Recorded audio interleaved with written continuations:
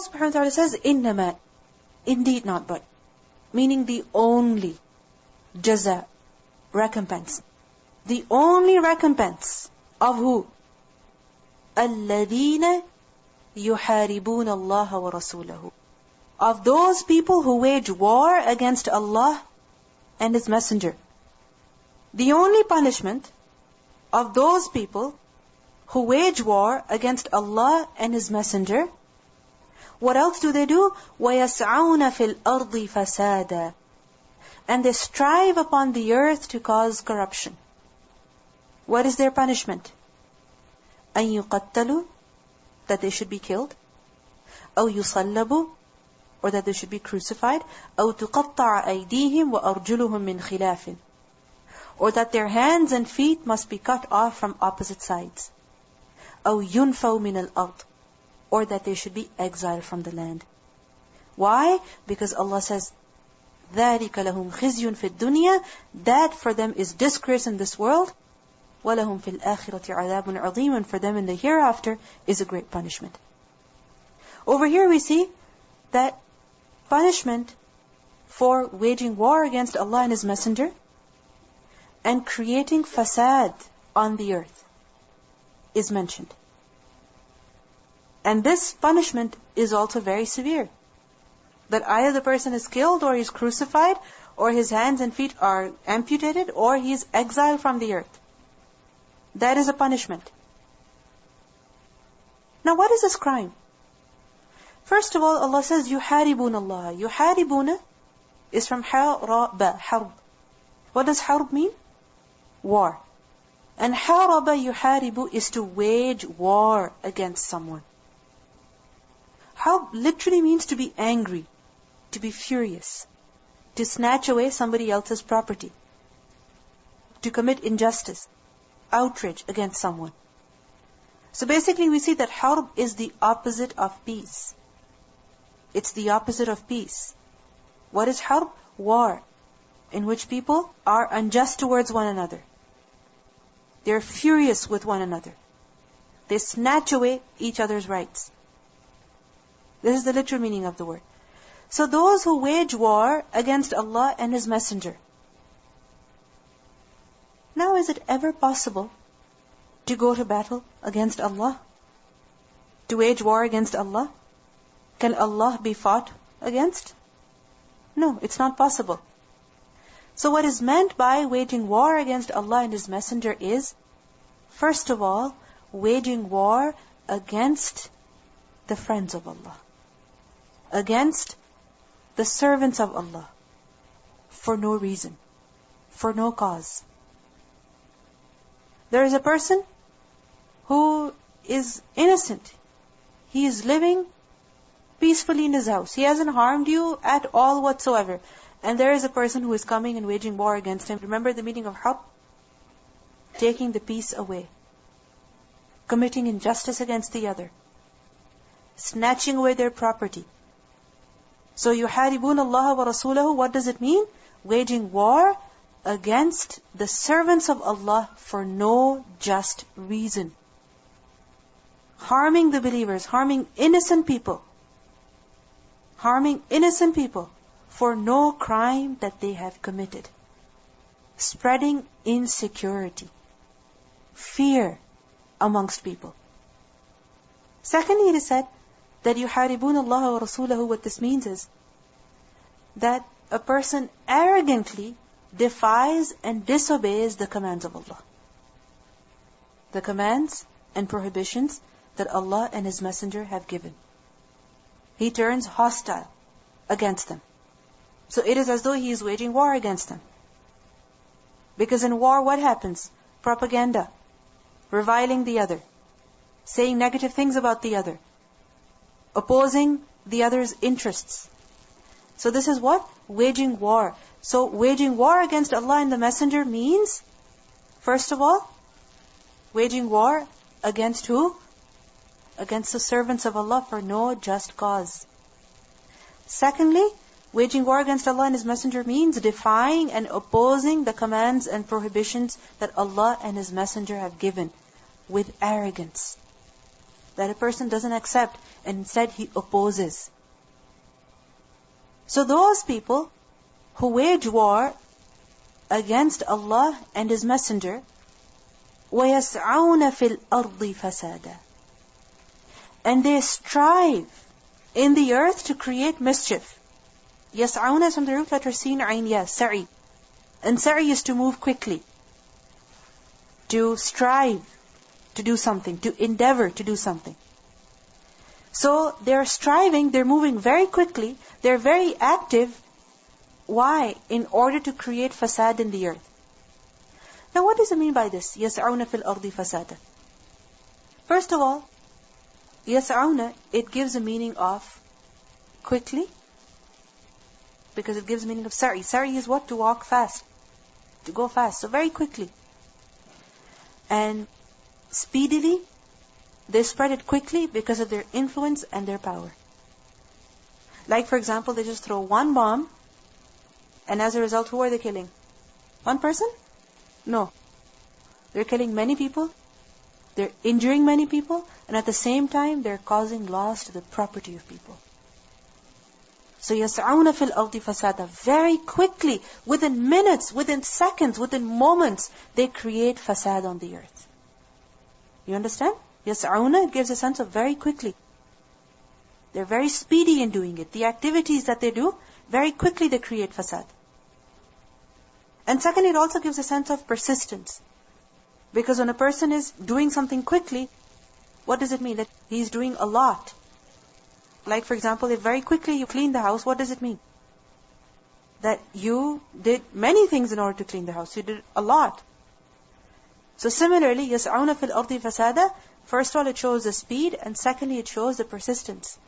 That persistently, constantly, one after the other, they create fasad on the earth. How? Because of their influence, because of their power, because of the actions that they do. And what does it mean by this fasad fil ard? This fasad fil ard, as I mentioned to you earlier, it includes destroying the earth physically, and secondly, harming the people of the earth, harming the ahlul ard. So for instance, killing people. This is what? يَسْعَوْنَ فِي الْأَرْضِ فَسَادًا. Similarly, taking their wealth. This is what? يَسْعَوْنَ فِي الْأَرْضِ فَسَادًا. And in particular, the scholars have said that this actually refers to قُطَّاعُ الطَّرِيقِ. قُطَّاع is from قَطْع. And what does قَطْع mean? To cut. And طريق is way, path, road. So basically, this is frightening, scaring, posing a threat to those people who are traveling. To travelers. Waylaying. This is highway robbery. This is what? قطع الطريق. That a person frightens them, he scares them so much, that he poses such a threat to them that they're so fearful when they're traveling. They're scared for their lives when they're traveling. So what does it include then? For example, if a person is driving in his hometown, and all of a sudden he enters into a street or he enters into the driveway of his house, and there are people who come right behind him, and they pull them out of the car, and they're like, give us everything you have. And this has happened many times. Many, many times. In certain countries, it's something so common that people cannot even drive out of their homes with a sense of security. If they leave, they have to leave with a guard in the car who has a gun. Or there is a security people behind and in front. Why? Because it's so dangerous for people to go from even one street to the other street. That people are so insecure, they're so frightened, they're so scared, that if we go, somebody's going to come, stop us, take this jewelry away from me, take my money, take my wallet, take my car. This is what? قطع الطريق. This is fasad fil ard. قطع الطريق. This is in particular where people are traveling, whether in their house or outside, and somebody is threatening the security of their lives, of their property, of their children, and because of that, either they lose their money, or they lose their family members, or they lose their own lives even. This is not just a threat that, I'm scared I'll go and somebody might hurt me. No, this is something real. That if a person leaves, either his wealth will go, or his children will go, or his life will go. You understand?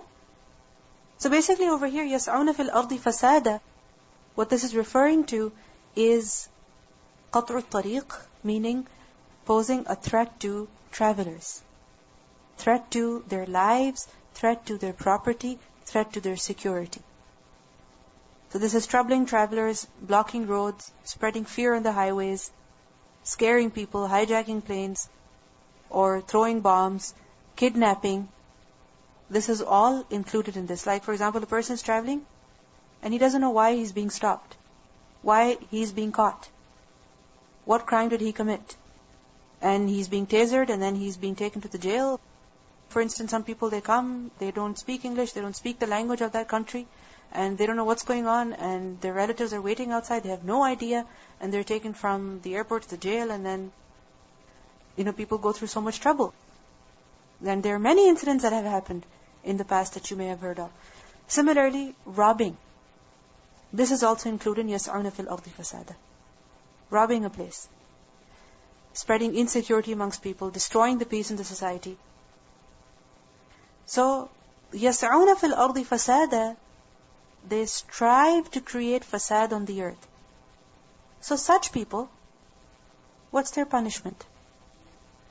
What's the crime first of all? The first crime is waging war against Allah and His Messenger. What does that mean? Waging war against the servants of Allah for no reason. People are living in peace, they haven't committed any crime, and they're being killed for a crime they haven't committed. And يَسْعُونَ فِي الْأَرْضِ فَسَادًا, very quickly, they're spreading corruption, they're taking the peace of the earth away. How? By destroying lands, by destroying buildings, by destroying the peace of the people. If people are traveling, creating so much difficulty for them that they don't know if they'll be able to go home alive or they will be able to reach home with their family and with their property. So such people who do this, their punishment is أَن يُقَتَّلُوا, that they should be killed. يُقَتَّلُوا is from the root letters قاف تا لام, and this is from the word تقتيل. Notice it's not from qatl. يُقْتَلُوا would be they should be killed, but يُقَتَّلُوا with the shadda on the ta, what does it show? Mubalagha in the fi'l, in the action. That they should be killed severely. They should be killed immediately. No mercy should be shown to such people. Each and every single one of them should be punished. Each and every single one of them who participates in this activity of taking the peace of other people away, spreading such fear and terror, then these people, they should be killed. Each and every single one of them. أَوْ يُصَلَّبُوا, or they should be crucified. يُصَلَّبُوا is from the root letters صاد لام با. And taslib is to تعليق الإنسان, meaning to hang a person, in the sense that, for example, on a cross or something like that, with their hands nailed. Why? So that they die. Sometimes it is done so that a person dies while he is being crucified, and other times it is done after killing the person, that a person is killed and then he is crucified. So, أَوْ يُصَلَّبُوا, or that they should be crucified. أَوْ تُقَطَّعْ أَيْدِيهِمْ وَأَرْجُلُهُمْ مِنْ خِلَافٍ, or their hands and feet should be cut from opposite sides. تُقَطَّعْ is from قَاف طَاء عَيْن, قَطَعْ, and what does that mean? To cut something. So their hands and feet should be cut from opposite sides. Why opposite sides? Why alternately? Like for example, right hand and left foot, or left hand and right foot. Why opposite sides? To keep their balance, because if the hand and foot of the same side is cut, then it may even lead to death, and the person, he cannot function anymore. So, أَوْ تُقَطَّعَ أَيْدِيهِمْ وَأَرْجُلُهُمْ مِنْ خِلَافٍ. And also to distinguish that this is a person who used to commit fasad in the earth. Because the punishment for theft is cutting off the hand, but this is hand and the foot, to distinguish between the person who is punished for theft and a person who has committed fasad. If you see over here, the أَوْ that is mentioned, أَن يُقَتَّلُوا أَوْ يُصَلَّبُوا أَوْ تُقَطَّعَ أَيْدِيهِمْ وَأَرْجُلُهُمْ مِنْ خِلَافٍ أَوْ يُنْفَوْا مِنَ الْأَرْضِ. This aw, what does it show? There are two opinions about this. First of all, it has been said that the aw indicates the separate application of each case. So for instance, if a person is a highway robber, and there was a person who was traveling, and he pulls him out of his car, and he just kills him, and he runs away. So he only managed to kill the person. In that case, he will be killed. He will only be yuqattalu. And then, if he kills the person, and he also steals his property, then in that case, the person will not just be killed, but he will be crucified as well. Double punishment. And if a person only steals the property but doesn't kill them, then in that case, تُقَطَّعَ أَيْدِيهِمْ وَأَرْجُلُهُم مِّنْ خِلَافٍ. So you understand? This aw, what does it indicate? That depending on the case, one of these punishments will be applied. Depending on what crime they have committed. And I'm going to say crime of terrorism, but don't understand terrorism as how it is used today, because this is what actually terrorism is. What? This is creating terror, that people cannot travel safely, people cannot live in their houses safely. They know that if they step out, something might happen and they might be killed. Something might happen if they don't have an alarm system in their house. Somebody might just come in, kill everybody and take their wealth away. This is terrorism. So what's the punishment for that? Depending on the crime that they have committed, they'll be given one of these punishments. Others have said that all of this will be done. That they'll be killed, then they'll be crucified, and their hands and feet will also be amputated. So, depending on the crime, the punishment will be given. أَوْ يُنْفَوْ مِنَ الْأَرْضِ. Or they should be exiled from the earth. Yunfaw is from the root letters Noon, Fa, Ya, which is to banish, to exile, to deport someone. Or they will be deported, they'll be exiled from the land. Which land? Which earth? They should be sent to Mars. Yunfaw min al-ard, which land is this? The land in which they are creating fasad. So, they will be exiled. Some scholars have actually said that yunfaw min al-ard, what this means is that they are exiled from their hometown.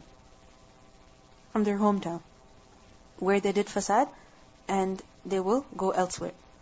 Others have said that they will not be allowed to live in any place. That each time this person, he comes to a particular city to live there, he is rejected. He comes to a place and he says, may I be allowed to live here? He is rejected. He's not given the visa. He's not given the residency. And he's rejected. He's sent away. He goes to another country, he's sent away. He goes to another place, he's sent away. Until he dies like this. So basically, he is not allowed to live anywhere. He's not to be given residency anywhere. Obviously, this will be applied in a Muslim land. So ultimately, where will a person go to live? In a non-Muslim land, right? So basically, such a person will not be given any benefits whatsoever in a Muslim land. Thirdly, it is said that أَوْ يُنْفَوْ مِنَ الْأَرْضِ, what this means is imprisonment. Because a person who is imprisoned, it is as though he is exiled from the land. Because he doesn't have freedom. He cannot go around. He cannot see people. He cannot meet people. He cannot go wherever he wishes to. No. He is cut off from that land. He is exiled from that land, from that city, because he is contained. He is imprisoned in one place. So, أَوْ يُنْفَوْ مِنَ الْأَرْضِ. ذَلِكَ, that, meaning this punishment that is mentioned over here, this is for them humiliation, خِزْيٌ فِي الدُّنْيَا. This is humiliation for them in this world. Why? Because they have spread terror. Because they have taken the peace away. They have opened the doors to fasad in the earth. وَلَهُمْ فِي الْآخِرَةِ عَذَابٌ عَظِيمٌ. And for them in the hereafter is a great punishment.